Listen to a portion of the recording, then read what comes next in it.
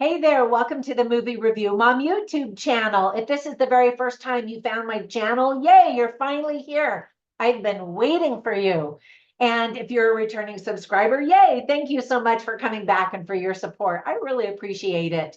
And as you already know, my goal is to save you time and money by giving you the inside scoop on film quality and content so that you can decide whether or not you want to spend time or money or both watching a particular film. So today, the particular film I'm reviewing is called Unsung Hero. This lovely movie based on a true story is now playing in select theaters as well as on Apple TV, Amazon Prime Video, and Fandango at home. The movie is rated PG and it is very family friendly. It's an hour and 52 minutes long, and my overall movie review mom grade is an A. I really enjoyed this movie. I'll give you an overview first in a nutshell, and then I'll point out things I like, things I didn't like, tips for parents, themes worth talking about, funny lines, interesting lines, and we'll finish up with recommendations for other films that are sort of similar that I think you might also really like. But first, the featured item for today that goes with the movie is the album Wait For Me, the best from Rebecca St. James, because as it turns out, this movie is kind of her origin story. So click down below on that link. It's an Amazon link, and it won't cost you any more to buy that album through this link. It's my affiliate link, and so Amazon will just send me a few little pretty pennies to thank me for telling you about this product. And then another one, a bonus product, is for King and Country. This is the inspired movie soundtrack by King and Country. And this is also a type of origin story for them. And turns out they're the brothers of Rebecca St. James. I had no idea about any of this stuff. So if you're big fans, you're definitely going to be interested. But if this music is new to you, then I think you might also be interested. I had heard their songs before and liked them, but I didn't know anything about the artists behind the music. Anyway, let me give you an overview in a nutshell, and then we'll dive in. So the movie is based on the true story about this Australian family's journey in the music industry to Nashville, Tennessee, and the good old USA. Now, I'm actually going to be in Nashville in less than a week. I'm speaking at a conference out there. I've been there before. It's just a really cool town. The film was written and directed by Richard L. Ramsey and Joel Smallbone, who is one of the guys in for King and Country. So, quick tips for parents. It's hard to find movies that are truly family friendly nowadays, and this one is. And in fact, I think it would be really good for kids to see it because it illustrates how kids pitch in to help the family's goals, and that it's not parents versus the kids. They're a team working together for the common good of that family. And I loved that illustration in this film. We do see parents argue. A woman slaps a man. There is no profanity, so that's great. We see a woman in pain giving birth, but we're just seeing the, facial expressions. We don't see anything going on in the downtown. And then a family struggles financially. Some of the themes that are illustrated very well are family, faith, hope, unity, prayer, miracles, gratitude, and the very tricky and often cutthroat music industry. So here's the long list of things that I really liked. First of all, the title is great and made me immediately want to know who in the story earned that title. I had not seen the trailer or even read the description about the movie, but within the first 7 minutes, I quickly figured it out. And I loved it. I loved that this movie is being made for this person. So who do you think is a true hero? Maybe even an unsung hero, the dreamer, or the one who supports the dreamer when they give up on themselves, right? That's a little clue there. Although my movie reviews are trying to always be spoiler free, sometimes I can't help myself. That was a big spoiler if you could read between the lines. But anyway, Daisy Betts is a revelation in this story. I was so impressed with her portrayal of a sweet, supportive, flexible wife who was open minded to unknown adventures, yet she put boundaries so her family didn't get lost in it all. I loved it when she talked about how exciting adventure beds are when her family wasn't able to sleep in real beds when they first arrived in their new home in Nashville. Joel Smallbone did a really great acting job. I mean, he's a singer, and yet apparently he's also a really good actor. What a sweet, loving tribute and gift he has given to his mother in this film. If you were a fan of the TV show Lost, like I was, you'll get a kick out of seeing the actor Terry O'Quinn sporting a very convincing Australian accent. Everyone else in the movie did an excellent job too. Really fantastic cast. And I've been a huge fan of Amy Grant for many, many years. So it was really fun to see her represented in the movie. We don't get to see her, but her presence is there.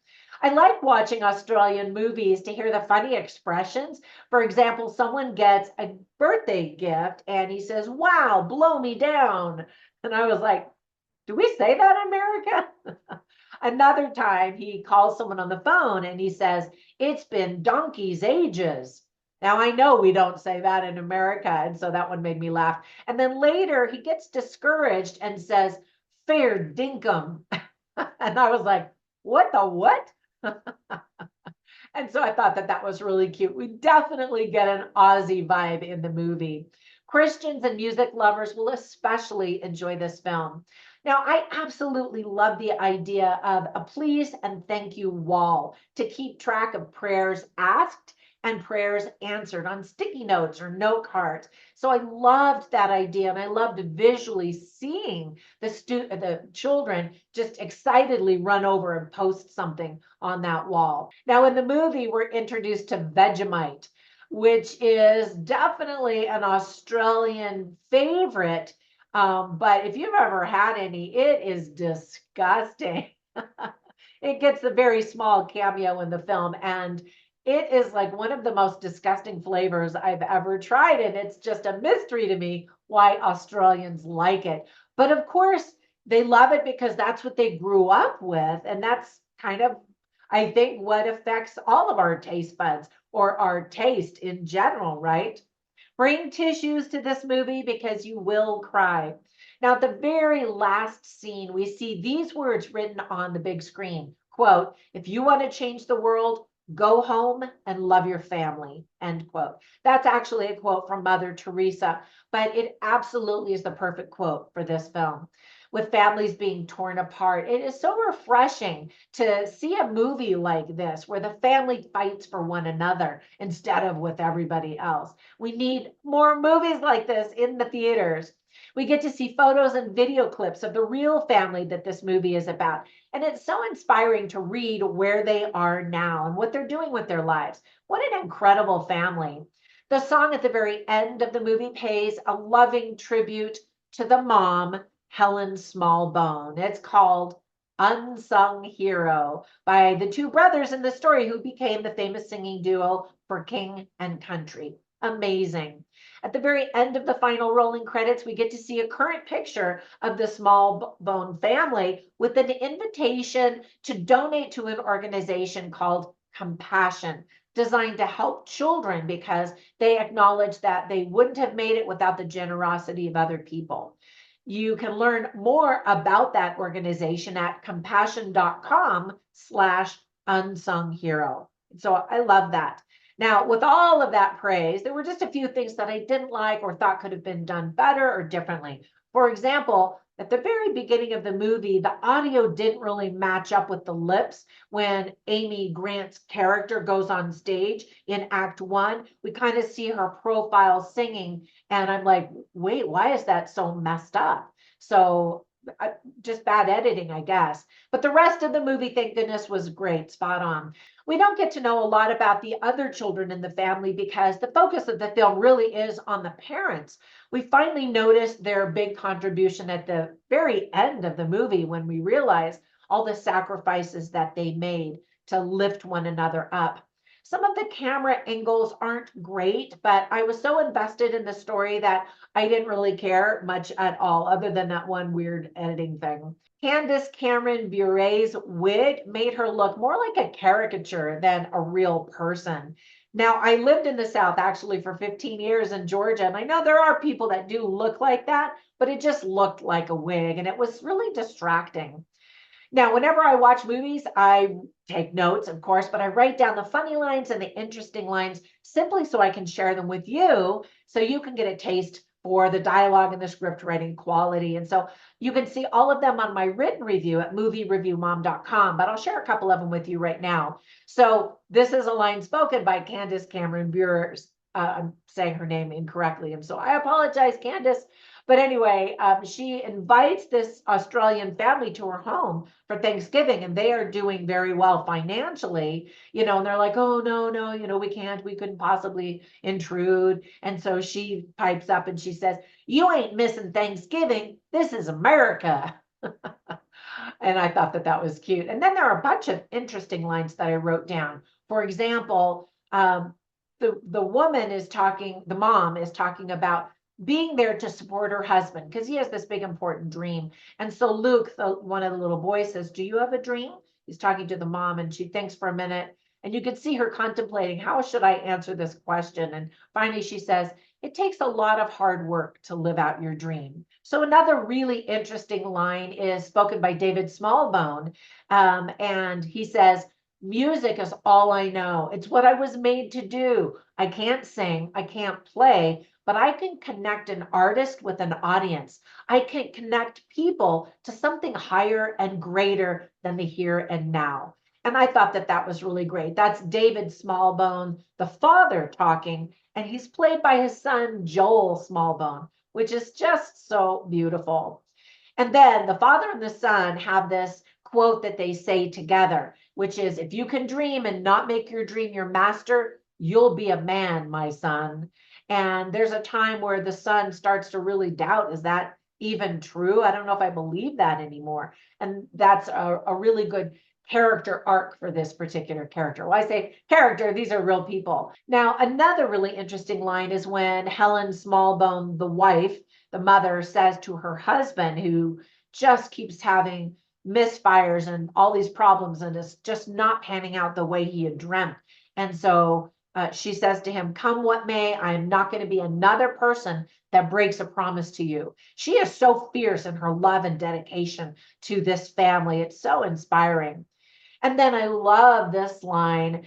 This is Grandpa James, who's played by Terry O'Quinn, and he's talking to his son, trying to give him counsel. And he says, your family, they're not in the way, they are the way. And I love that this family is so grounded, and it just made me want to know more about them. Okay, there are so many other really good lines, but I don't want this review to be 20 minutes long. So I'll end it there, but definitely check out my written review. Now, whenever I watch movies, I instantly think of other movies that are sort of similar. And so I want to share 3 recommendations for you. The first one is also based on a true story about a singer, and it's called I Can Only Imagine. And I didn't know, I knew this music of this artist, but I didn't know the story. And it is also Christian based. Now, these aren't big Christian movies where they're constantly preaching at you, but they are living their lives, and that is their testimony of how the faith that they have. And I think if you're not Christian, you can absolutely still enjoy this movie, although I think their target audience is definitely Christian fans. But again, I didn't even know that that's what this movie was about. And as I finally started figuring it out, I was like, oh, wow, this is really cool. Another similar movie, actually, all 3 of these movies are true stories, is called I Still Believe, and also based on a singer. And actually, this third one is not based on a true story, but it certainly could be. It's just about somebody who wants to get into the music business, but has to decide between faith and celebrity, and how for some people, that's a really hard decision, but people who are truly grounded in faith are just like, you know what? God is number one in my life, and I won't be tempted, by what the world can offer, kind of a thing. Anyway, they're all very inspirational movies. So hopefully my reviews are helpful. If they are, comment down below, give them a thumbs up, subscribe, you know the drill. And when you get a minute, join my Movie Review Mom Facebook group and Instagram page. Have a fantastic day, and I'll catch you in the next one. Bye for now.